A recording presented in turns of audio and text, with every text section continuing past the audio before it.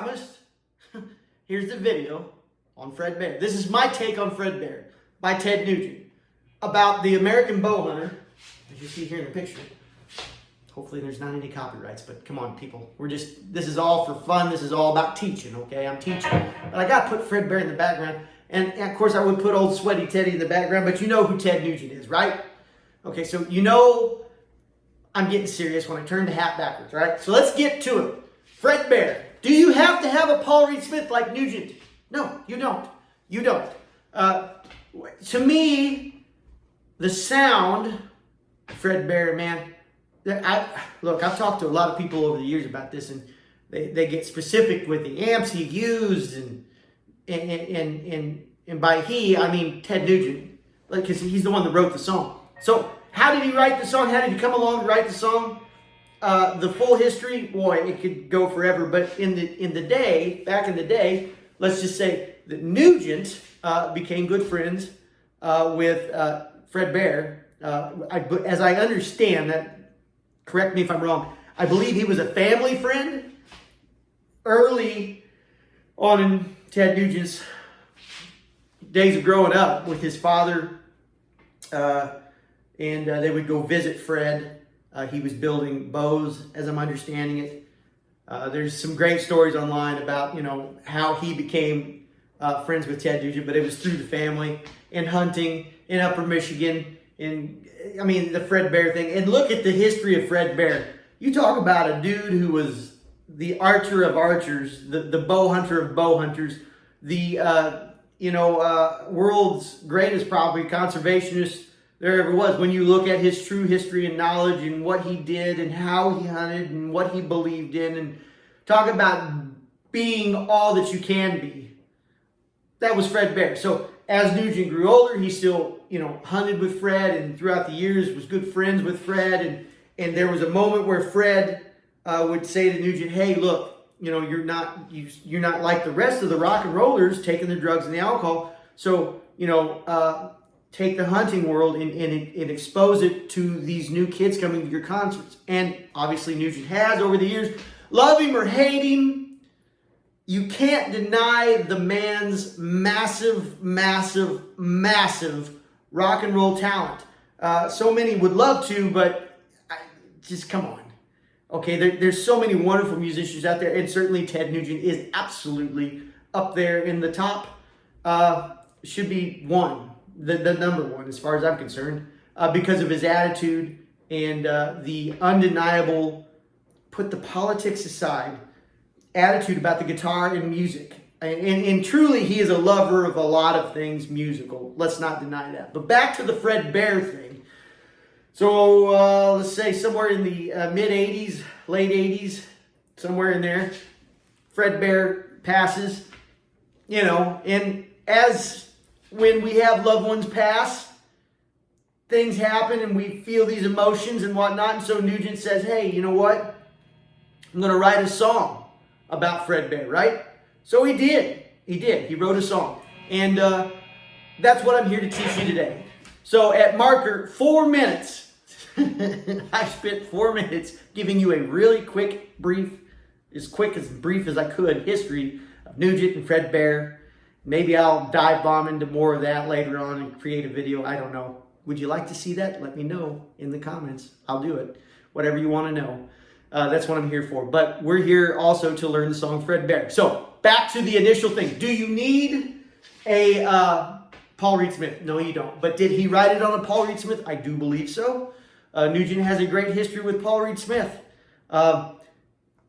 More on that later, another video. But just a short, quick, just so you're aware, it wasn't Santana that got Paul Reed Smith his big start. It was Derek St. Holmes of Ted Nugent's band, and it was Ted Nugent. I mean, Ted Nugent was pushing Paul Reed Smith before any of them were, really. And believe that's even in Paul Reed Smith history books. And Paul Reed Smith has those because he loves his guitars. And damn it all, I don't blame him because they're world-class instruments. But they're world-class instruments. It's a fact. But do you need one? No, for this song. No. So what's the trick to the Fred Bear sound? Okay.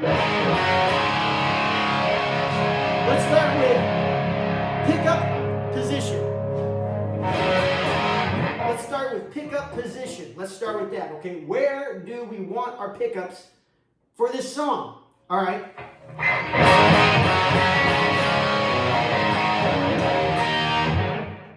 Single coil position.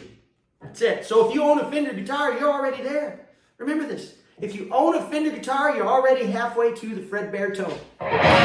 So I'm on the very first position, which is many use that position for the twang bar action, if you will. But go to your second position on your Paul Reed Smith if you got it. And then second position for funds. It's been a while since I played the Fender. But flip that switch up to the second position, and you're gonna go from this tone to this tone. You're gonna hear bright if you're in the wrong tone, the first position, and you're gonna hear it just kind of dull down a little bit. It's bright, all right? That's kind of dulled down. And this is, to me, this is where Paul Reed Smith really shines, is the fact that he can take an instrument like this, go from bright to there. And that's where, for me, where I believe, I guess only the man himself can tell me whether I'm right or wrong. So, please, Ted, let me know. Am I right? Am I wrong? Let me know. So, second position. Okay, first.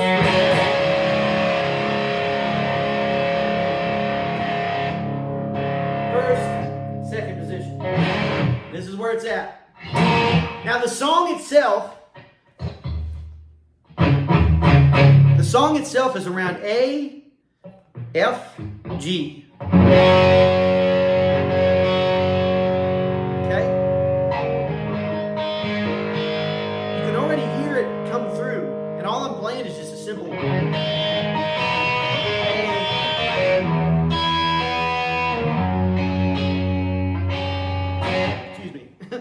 Look, these videos are going to get better as they go along, but I'm all about little mistakes and little things because I want you to know that I'm no more special than you are. We're here to learn guitar. That's what it's about. I love making videos, and this is my first real attempt at creating a video that you will be able to learn from. And this is about Fredbear. So we're going with A, F, G. That's it. And what I suggest is this, okay? What I suggest is this. Play around with it first. And just get used to that chord pattern.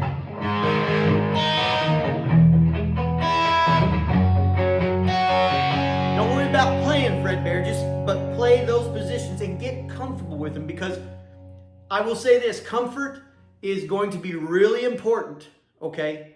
Comfort is going to be super, super, super important when it comes to you being able to flex your fingers to make this song really sound as it's supposed to, right? So here we go, right? Comfort. Okay, so, right?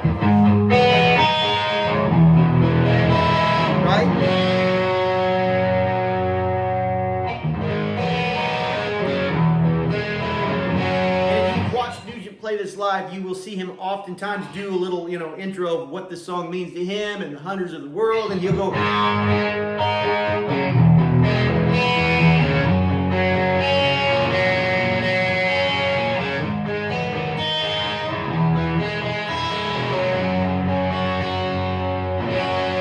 can't stress enough to you that anytime you're learning a song, don't just dive right into it. Learn patience, okay? And step back a little bit and practice the chords and get used to the flow. I mean, it's the best way, I feel like, because when you do it that way, you won't be so frustrated when it's not sounding the way you want. And if you're not frustrated, then you're going to want to learn more, all right? So, thank you on this first video. There'll be a second video coming up soon on the next things you need to be playing to learn Fredbear. Let's do it.